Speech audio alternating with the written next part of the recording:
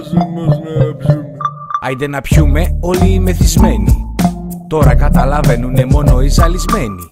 Άιντε να πιείς γιατί θες έξω να βγεις. Και μάδιω το κεφάλι, το ξέρω δεν μπορείς. Άιντε να πιείς γιατί είσαι άνεργος. Κι αν τα λεφτά ήταν μπάλα, τότε θα ήσουν άμπαλος. Άιντε να πιείς για την πρώην κομμενά σου.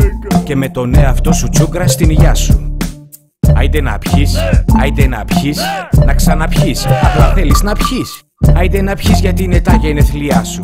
Άιντε να πιείς γιατί γιορτάζει και η μαμά σου. Εθνική γιορτή, ονομαστική γιορτή, Χριστούγεννα, Πάσχα. Γιατί σε δέσανε για κάποια κατοχή. Θα πιείς άμα γιορτάζει η αγιά σου. Άμα έχεις επέτειο, άμα δεν έχεις επέτειο. Άμα πήρες το δίπλωμα, άμα έχεις μετακόμιση, άμα απολύεσαι, άμα σε δίνουν μπάτσι, άμα δεν έχεις αυτοκίνητο, άμα μιλάς με ένα φίλο σου για τα προβλήματά σου, άμα σε κερνάνε, άμα πετάνε το χρυσοψαρό σου. Θα πίνεις πάντα και παντού. Είναι μια συνήθεια του ελληνικού λαού. Θα πίνεις πάντα και παντού.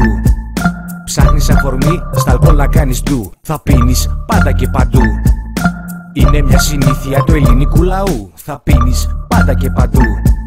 Ψάχνεις αφορμή στα αλκοόλ να κάνεις ντου. Συναντάς ένα φίλο που έχεις καιρό να βρεθείτε. Στάταρ μια ρετσίνα θα πάτε να πιείτε. Όταν στο σπίτι σου ταινία θα δεις ουισκάκι ή κρασάκι, κάτι θα πιείς. Θα πιείς για να χαλαρώσεις και να κοιμηθείς. Θα πιείς και πριν πας να θα πιείς. Τώρα μπαίνω στο μυαλό σου γιατί όποτε δουλεύεις τι λέει τα αφεντικό σου. Θα πιείς επειδή νιώθεις μοναξιά. Και επειδή στο πόκερ κέρδισα, έχασες λεφτά. Να πιείς όταν ο θάνατος σου πάρει κάτι μακριά. Όταν άκους ρεμπέτικα παλιά. Άιντε να πιείς και άιντε να πιούμε όταν 2-3 άτομα κάπου μαζευτούμε.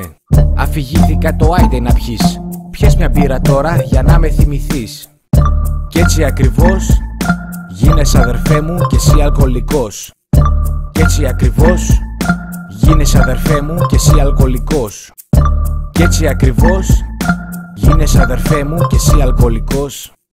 Κι έτσι ακριβώς έγινα αδερφέ μου και εγώ αλκοολικός.